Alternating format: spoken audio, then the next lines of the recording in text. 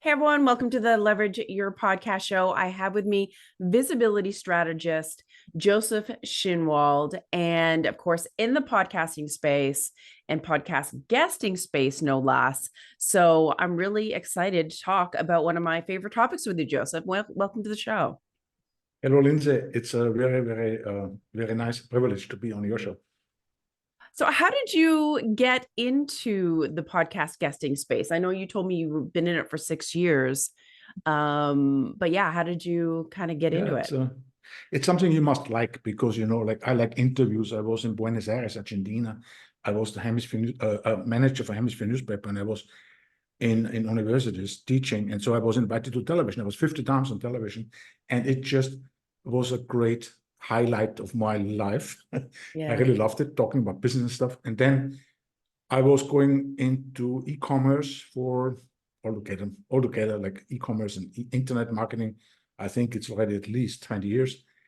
And part of this time now is podcast, a guesting agency, because I just feel great about it. I get to know very extraordinary individuals, my clients.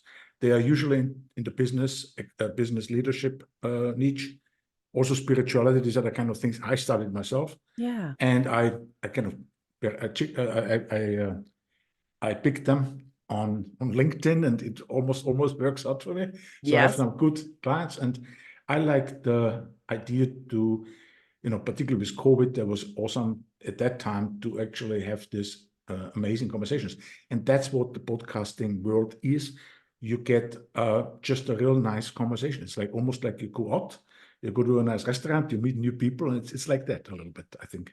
Yeah, I do love that too. It's funny, when I first started podcasting, I started in the hosting space instead of the other way around for whatever reason. But it, I totally didn't really think about the connections. And now, like, some of the people that I've had on my show, I've been friends with for years. Some of them have like joined my team and I'm still in touch with, have been on their shows.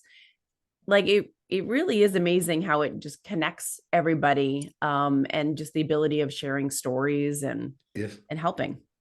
Yes, and you are an expert in content marketing, as I did my research on your website, and I think that's very important too, because when you are when you get to know very intelligent people, like they ask you really poignant questions, and you're an expert in something, you wrote a book, or you can really talk easily about your expertise, but you're being asked from different angles, so you can actually come from different. You can present your value from different angles to the table of discussion, which I like very much, because I've been asked really interesting questions. I said, "Wow, that's what I just said." Not right away afterwards, but when I listen to the podcast, it's not always like this. Sometimes you just talk like you always talk, but sometimes you get questions asked, and it becomes a real interesting episode. Yeah, I agree. I've been asked questions where I'm like, oh, I've never been asked that before. And it makes you think. I love that too. Mhm. So I know you are focused on helping people get on high-end podcasts, and that is a strategy that you have, and you guys are very good at it. Why high-end podcasts, and kind of why does that make a difference? It's because I just realized, that when you have a value proposition like that elevator pitch, so to speak, and you want to attract really like people who have written Wall Street Journal books, and they're like in spirituality, people who have like 1,000 people in front of them sitting there raising their hand, then you can't offer them average podcast. But at the same time, also, when you get this kind of clients, which I 80% have, then you can also easier pitch to elite podcasts, because you have a very valuable person to present to them, correct? And also they don't want to do it themselves. So it's easy for me. But I like really all kinds of interesting people. I mean, I just attract many extraordinary people, but it's something. But was shocking for me, because I myself have been an expert. I've been many times on television. I've been at the university teaching and all this, and I think very highly of me. But when I talk with certain clients, I say, wow, I'm a nobody. So accomplished sometimes, right? I mean, just that is very humbling. Yeah, Mhm. agreed. And I think we all have something to offer in the world, regardless. Yes. Um, what do you consider an elite podcast or high-end podcast? Well, I go through, the different measurements, the different indicators. First of all, if a podcast had really good guests, other guests, Mm, like guests right? You have written books about them, maybe in spirituality or in business leadership. You have written books about, read books about them, and they're really like all the time, everywhere. They're famous. Then it's most likely a good podcast because they wouldn't go on this podcast. They want to. They want. It would hurt them to go on another podcast, on a podcast where it's not sure if the host is actually has experience or not.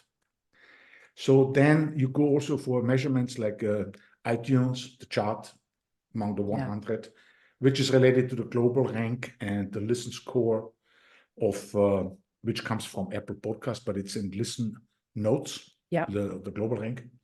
So when you have like, I do a lot of research in podcast statistics also myself, because I think it's important that you stay when you want to be like an expert in something, you need to know what is the research, right? So I like to look at how many downloads get, let's say, a 1% global rank on average, because yeah, there's so much lies around this. I mean, I have to say that, unfortunately, everybody says they have like millions of downloads. That's not true. So a 1% has on average, I would say, between 3 and 10,000 downloads, a 1% global rank, 0.5%, the same thing. If you have like one with 10% global rank, that's already like, in the upper escalator, in the upper a third at the tier. And there you might have from 100 probably to 500. So it's average things. But I've had a podcast that people just started out, hmm, and I looked at their YouTube channel, and they had tens of thousands of subscribers on the YouTube channel. So you can go on a new podcast, and it has no global rank and nothing to show yet because it's new, but it has already a substantial base, and your episode will be yeah, posted there. But it's very important when I look at the measurements when I qualify podcasts, that the audience is right. The audience is very important for my client, yeah, because you don't want to have an irrelevant discussion.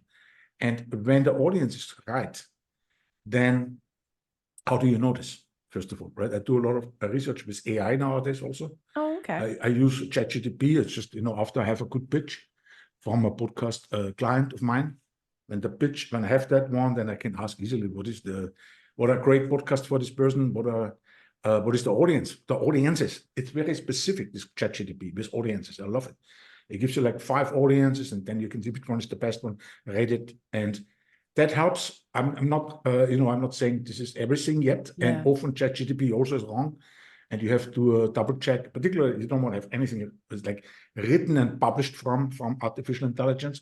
You want to have the human touch 100% there, absolutely, because everybody knows where he feels it. Or this is not human, right? So that is for me very important, the audience, and that let's look at the statistics also. There are about, they speak now about how many, 4.5 million out there. Many of them are not active. totally, 400,000 are interview based of the podcasts, and I have written some articles on this. Very interesting. One, there's only really 40,000 that are active. wow, So if you are, and then we talk about true crime, comedy, and all this. So if you're in a certain niche like business, you don't have so many, but you have no, hundreds for yourself. So it's a lot for everybody. It's a abundance. But it's not like YouTube. It's not like a YouTube thing. yeah, A podcast, they grow very much fast. And now the next 7 years, they will grow a lot. But they're still kind of an infancy. yeah, I agree. And I like what you said about researching like audiences in chat gpt. I've never even thought about that, like who the right audience is, Mhm. because I do find that a lot of people that are guesting on shows tend to go for things that are, general. If they're into real estate investing, or they're a note investor, or they're a sales leader, coach, then they automatically default to going on real estate investing podcasts or Right. sales podcasts. And sometimes that can be like super general. And I read on your site you were talking about like niche targeting. Can you kind of, touch upon that? Yes, Lindsay, that's a very interesting question because, when you target your clients to the podcasts and like I give an example. I have somebody from Australia and he has those men's groups, like he does retreats for men. Yep.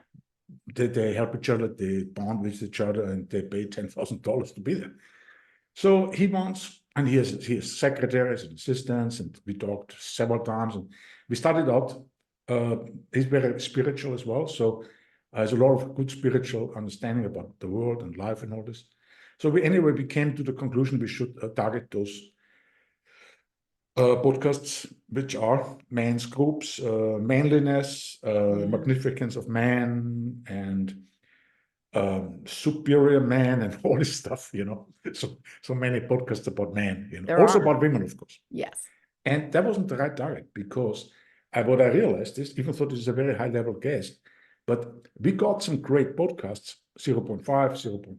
Very good podcasts, but very few for the amount of people I contacted, hosts. And then I realized, when I looked at the websites of these hosts and at the podcast, I said, my client it's a competitor. They think this person will just take away their own audience, the clients, the few, Yeah. because you need 10,000 to get maybe a retreat filled up with 10 people who pay $10,000 each, right? If you go to Mallorca. So you need a lot. So in fact, I think there was a lot the case, and that happens also a lot with my clients for business leadership. They write these fantastic books, and they want to only reach top level podcasts where companies listen to, which have more than 500 employees. They're only interested in those.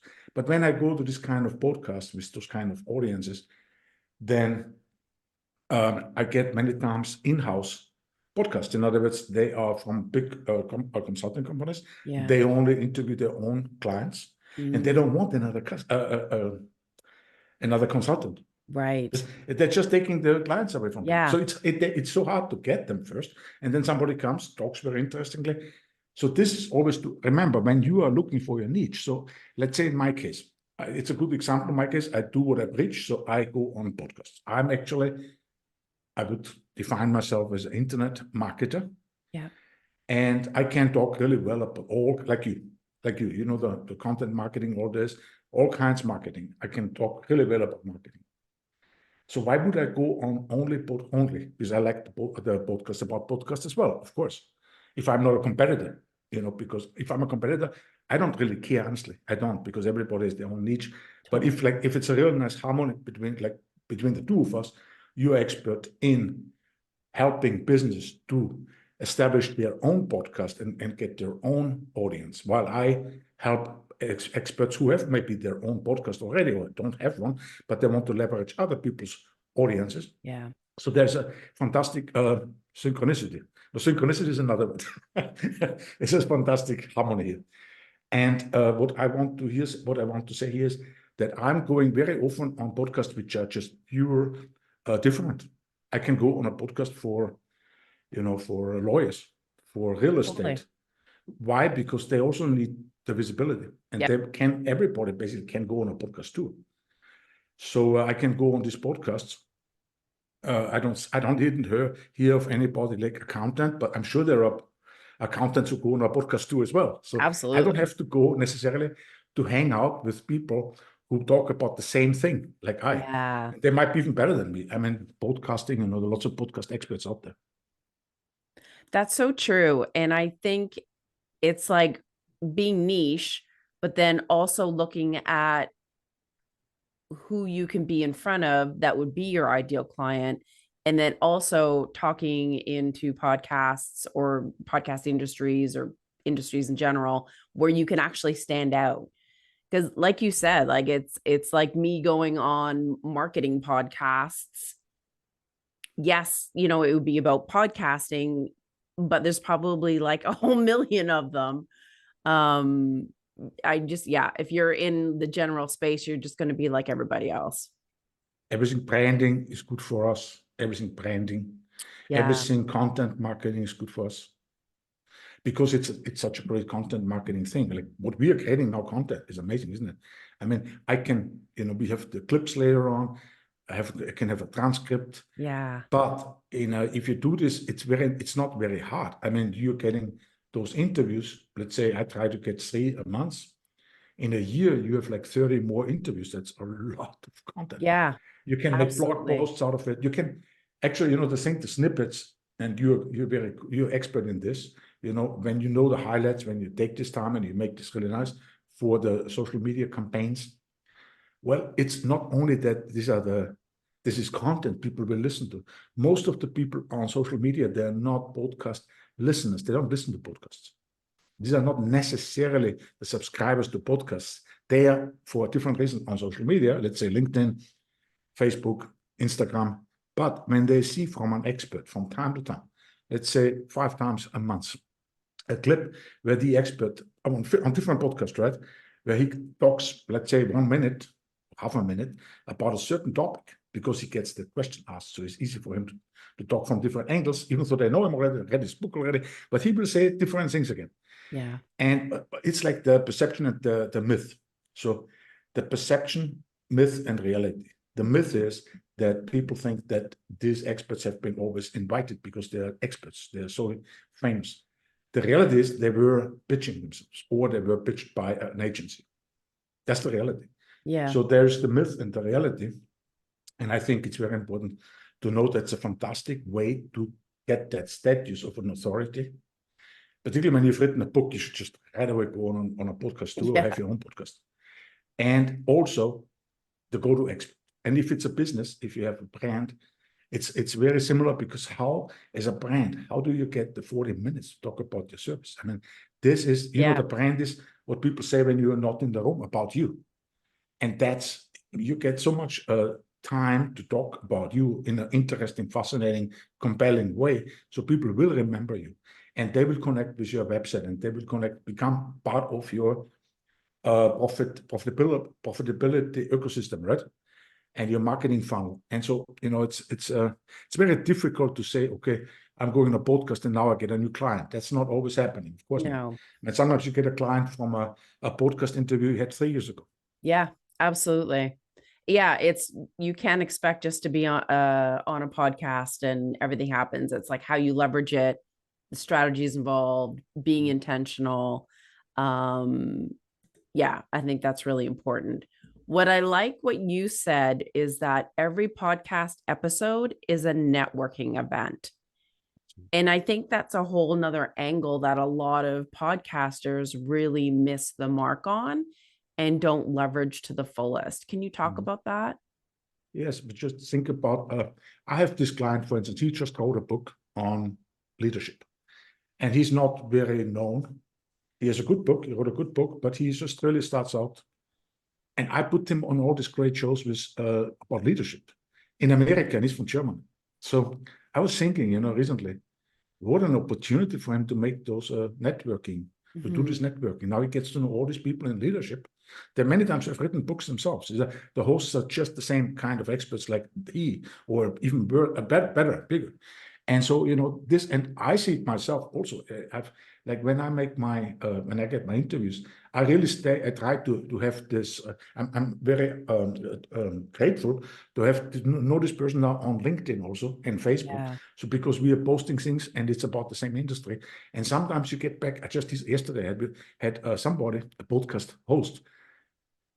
He is one of the top level podcast hosts, and he contacted me. So we meet, and when I had the meeting yesterday, I didn't remember anymore. Was it me contacting him? Because I also had questions for him. So we got together for half an hour and we exchanged ideas and opinions. It was great. Recently, I had somebody also top level podcast coming from America visiting Spain. He was in Barcelona. I said, "Why don't you come over to Mallorca? Let's get together. I pick you up at the airport. We go for And he was making a detour. He didn't plan on it, and he was here for a whole week. That's in a hotel, of course. And we went. We had great conversations. So it's amazing, and it's not like it's not like don't talk about it. No, it's intangible. Okay, Like branding is also intangible, Mm-hmm. but we also know that nowadays in a business, the assets, they are very much intangible. The real assets, human capital, internal processes, customer relationships, financial strategies is all very intangible many times. So this is also intangible, but it's branding. Agreed. And I think it's like those relationships and the connections and the conversations that you have, like that's what makes it fun. Yes. Yes. I Well, it just, has like, it's a pendulum, it has its ups and downs. I mean, what I notice sometimes, you get also sometimes experiences where you say, well, but mostly I get good experiences. yeah, agreed. But Um, it's pendulum. Yeah. And I think if you're aware of that more and you're more intentional about either what guests you have on your show or what shows you guest on, like you can really foster those relationships and collaborate and do webinars together or do a pod swap or I've, created referral systems for yourself where you can get business. There's so much Yes. opportunities that can be tapped into. Yes, and many times you have to reach out. For instance, there's this lady from California, and she's a corporate storyteller. She wrote a book, and she got that inspiration by being interviewed by a host, which I got for her from Australia. They became good friends. She's from California. The host is from Australia. Then I was asked to make a real strong campaign for a book launch. And I did, and then I connected my client, Faisal Haq, who is really top level guy, because right now with three books, he's right now #1 on Wall Street Journal. That is amazing. Wow. Yeah, like he's on all the airports everywhere with the books and everything. So I connected those two, and they were talking, and how important it is, what you have to do when you launch a book. Yeah. So you see these kind of things, right? I mean, they're invaluable. Yeah. And making connections for other people too, and be a giver that way. Yes. So obviously you work at getting people booked on high-end podcasts. What makes a good guest for those higher end podcasts? Like, do you have requirements? What kind of qualities do you look for? What makes a good guest is somebody, and it doesn't have to be famous already, or it doesn't have to even have written a book. It's very much personality and character. If you know that he has a message which is really resonating with that audience of that podcast host, he can have an email as the landing page, and people will connect with him. Of course, most of the time, the people who are very qualified for high-end podcasts, let's say in the business area, they usually have written one or several books already. They have been on many media outlets already. They might have been already on several television shows or things like that. Or, but they see also the importance that even though you are famous and you are in your niche, you're not famous like everybody runs after you and knows you when they see you. But spiritual people, there are some of them. I have one. She has like millions of downloads, of course, with her crystal ball music, and she's famous because I know that people what song she has, and a lot of people know it. And anyway, but that means they also understand they always have to be visible. It's like it's not just a one-time thing. You are in that space, and you have to stay there. You can't just go away. People forget you. Yeah, ain't that the truth? So, what is a good guest? A good guest is really the one who has a compelling story. The one, when I make the pitch, the positioning, it's a real positioning. It crystallizes into a strawberry, and that strawberry comes right in front of the mouth of the host. So he wants that person. If that is not there, if there's a plain vanilla thing, I cannot put him to a great host, because they have lots of pitches. They have lots of people who want to be in the show. So you have to be one which has a very unique angle to the story, to the table of discussion. It's like almost like, look, we have this discussion here. I invite all these people. If you want to come and join us, what are you going to talk about? Is this interesting to everybody? Right? It's like, does this bring value? It's not just about self-promotion. That's the worst thing, actually. The promotion part is a very natural thing in the podcasting world, because you're getting asked at the end anyway, and people want to connect with you.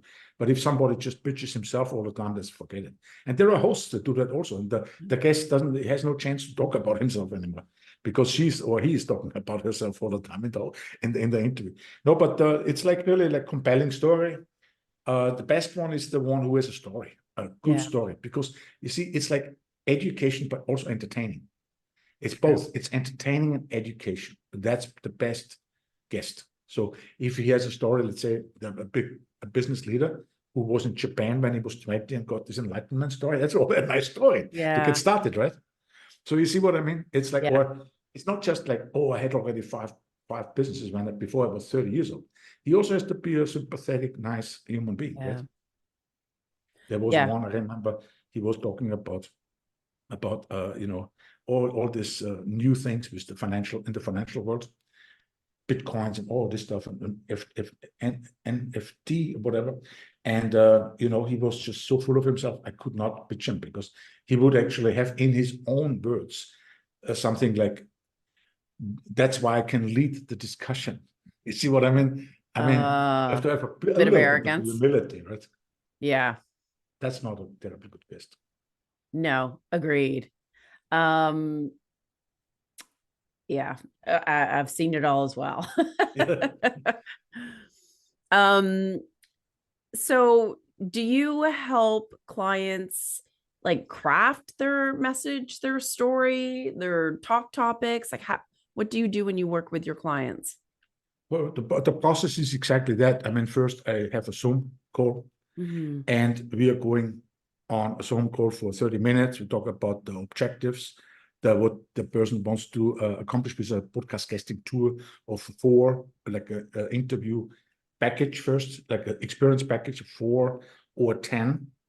And then when they agree, then I work on the positioning, which means I just need their website or their updated biography. And I've already talked with them.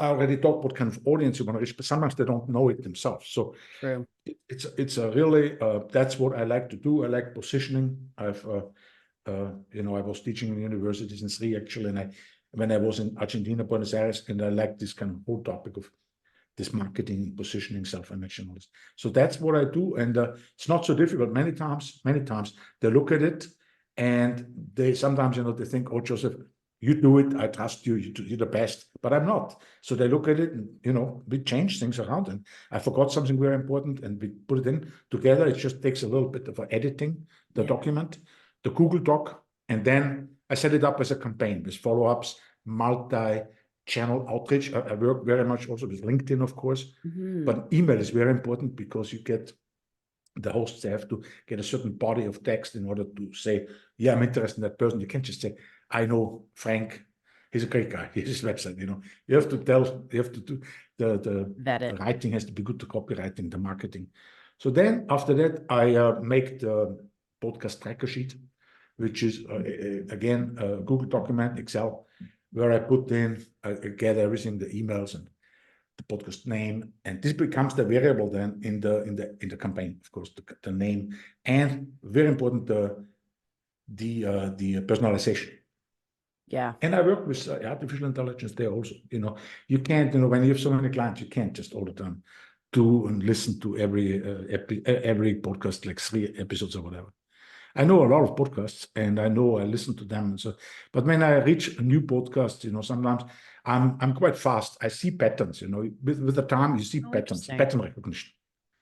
You see, that's like almost like there's a great books written about it. But if and I don't want to compare with myself, but if a captain is out there, he sees things like much faster if he's experienced than with a boat or with a ship, than somebody who's just new, right? And they have to still learn all this. But I can clearly see, quickly if a podcast host is the right match for my client, and if not, I have to apologize sometimes, because it does happen sometimes that they are overly promotional, or they cancel 3 times. I mean, terrible behavior sometimes, yes. Yeah, I know. So many do's and don'ts. We could have like 5 episodes on that. It's all. I know. What's your favorite thing about what you do? That I can get out the message for other people in a way that I can be proud of myself, and they like me because I do it. And I'm seasoned. I'm a seasoned media expert, and I don't want to go on stage anymore.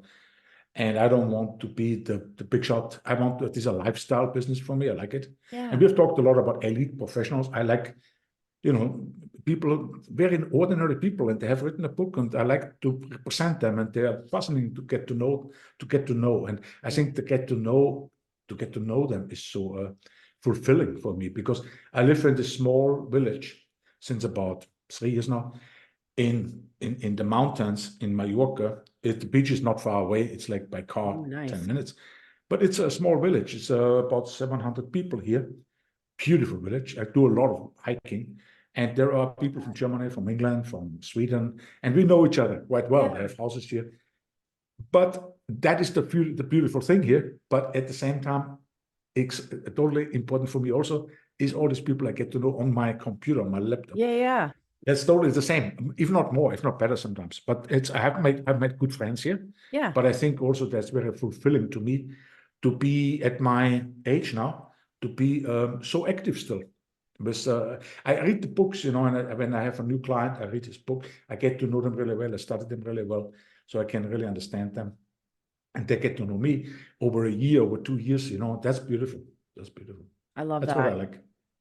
I That's know our everyone mission. thinks that like online relationships and Zoom and friends that you've never actually physically met is weird, but yeah, I think you can have bonds with people and connect and build relationships and not Lindsay, necessarily have met them live.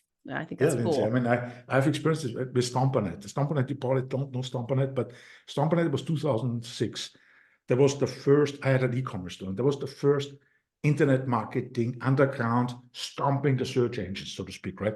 These were all so intelligent people. They were like faculty members, and we were the founding members. Cool. We were faculty people, they were teaching, and it was very expensive, $800 a month for several years.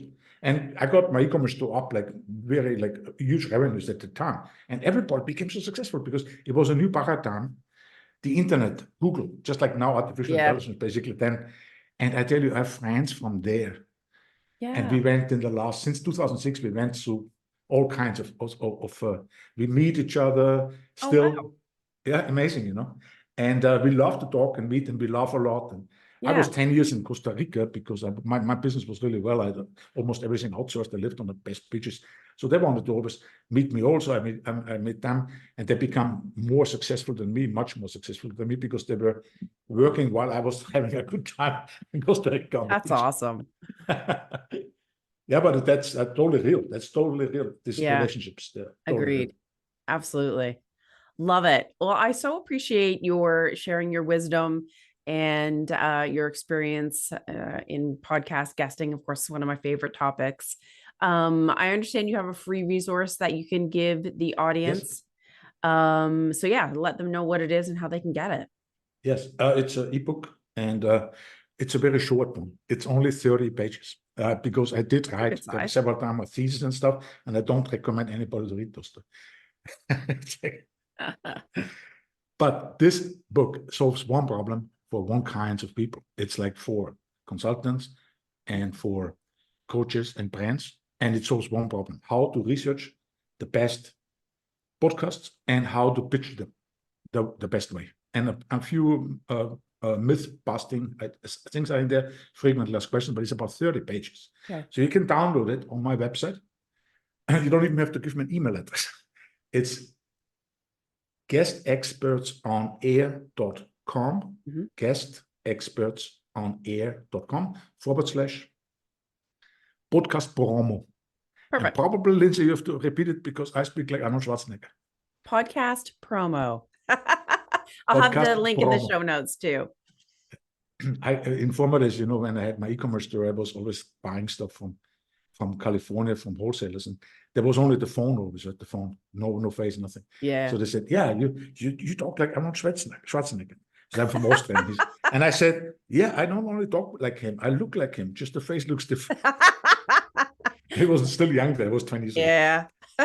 Lindsay, thank you so much. It was nice. Yeah, I so appreciate your time. And folks, check out what's the guest experts on air. Yep, guest experts on air. Perfect. Yeah. Thank you again, folks, and to Joseph. And we'll see you next week on the Leverage Your Podcast show.